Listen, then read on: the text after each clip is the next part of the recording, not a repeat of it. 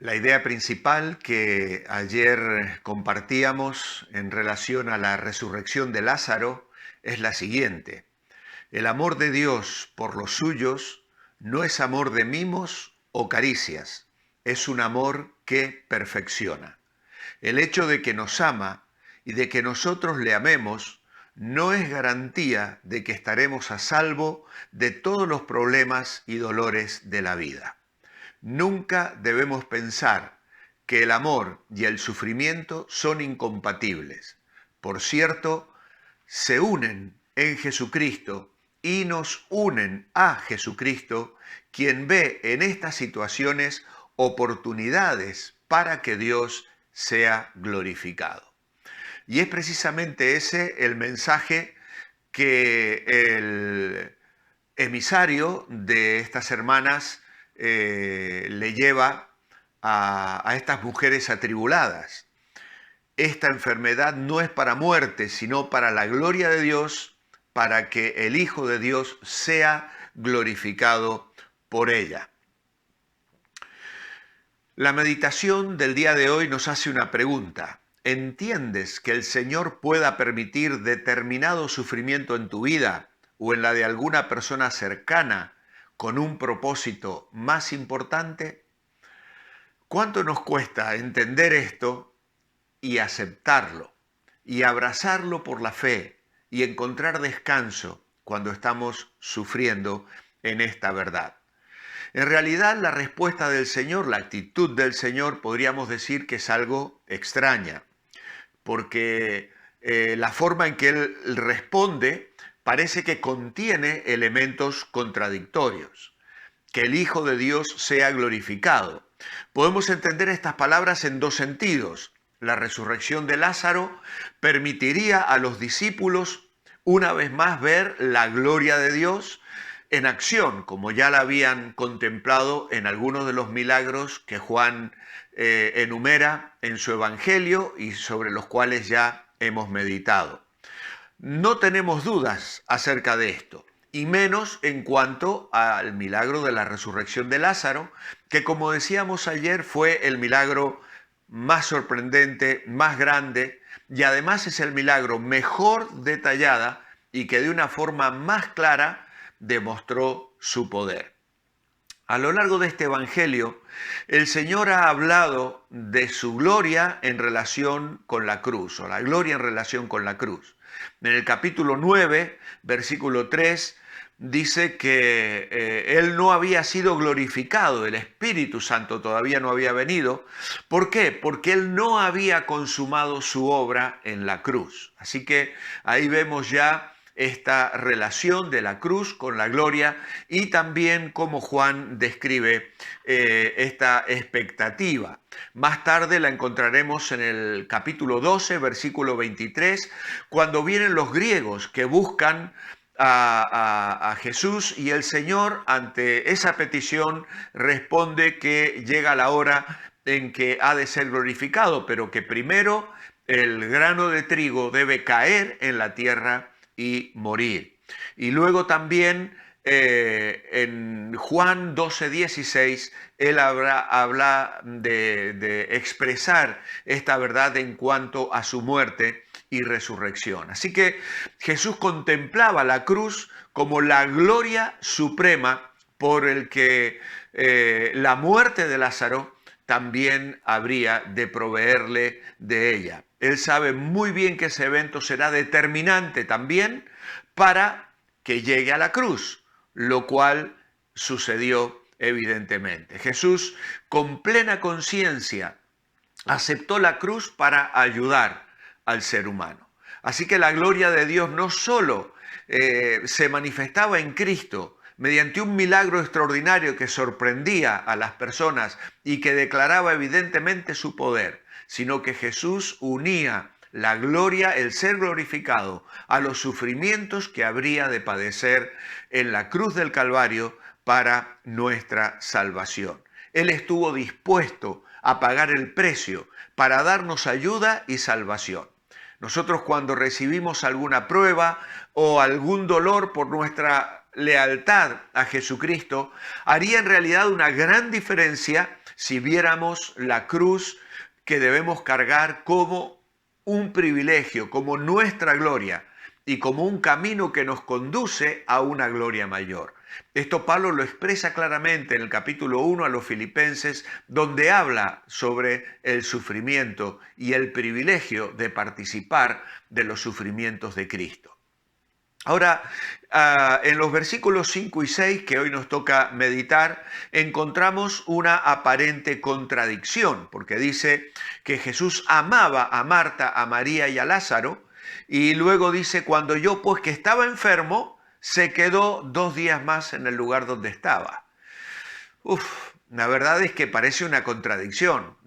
Todos supondríamos que lo que el Señor debía haber hecho es ponerse inmediatamente en camino para llegar junto a Lázaro, o al menos haber dicho la palabra, como se lo dijo al padre del muchacho, al noble, que hemos ya meditado en un capítulo anterior. Y aquel hombre creyó y volvió a su casa, y creyó él y toda su casa cuando supo que su hijo había comenzado a mejorar a la misma hora que el Señor el día anterior le había dicho que sería sano. Así que el Señor se queda 2 días más aquí. Algunos han pensado que en realidad el Señor, se quedó para permitir la muerte de Lázaro y entonces que el milagro fuera mayor. Tenemos que pensar que Jesús se encontraba en algún lugar de Perea al este del río Jordán. El mensajero partió el domingo y alcanzó a Jesús el lunes. Luego Jesús se quedó 2 días más, así que martes y miércoles. Y el jueves llega a Betania y encuentra que Lázaro ha muerto hacía 4 días. Es decir, el día lunes, que es cuando Jesús estaba recibiendo el mensaje de su enfermedad. Así que la respuesta dada al mensajero es dada cuando Lázaro ya está muerto. Al llegar el mensajero a las hermanas, Lázaro ha sido sepultado, por lo que ellas no tienen la menor duda en sus corazones sobre Jesús. Las palabras que ellas utilizan luego para recibirle son las pobres palabras o frases que utilizarían entre ellas para consolarse la una a la otra. Imagina por un momento a estas mujeres recibiendo el mensaje con su hermano ya muerto. Esta enfermedad no es para muerte, sino para que el Hijo de Dios sea glorificado por ella, ¿no? Y llega el mensajero y resulta que Lázaro ya está en el sepulcro, porque si murió el lunes mismo lo debieron sepultar como era la costumbre judía. Así que estas mujeres, no hay en ellas más que la sensación de decir, bueno, el Señor no le llegó la noticia a tiempo. Y si Él hubiera estado aquí, esto no hubiera pasado, pero no estaba y no es su culpa que no estuviera. No hay en ella sombra de duda acerca del poder del Señor para dar vida, para resucitar después, obviamente, de la muerte. Juan hace constar, sí, que se demora 2 días más porque amaba a esta familia de un modo muy particular. Y entonces sí podemos pensar que ese tiempo fue necesario para que la grandeza del milagro despejara toda sombra de duda acerca de su poder.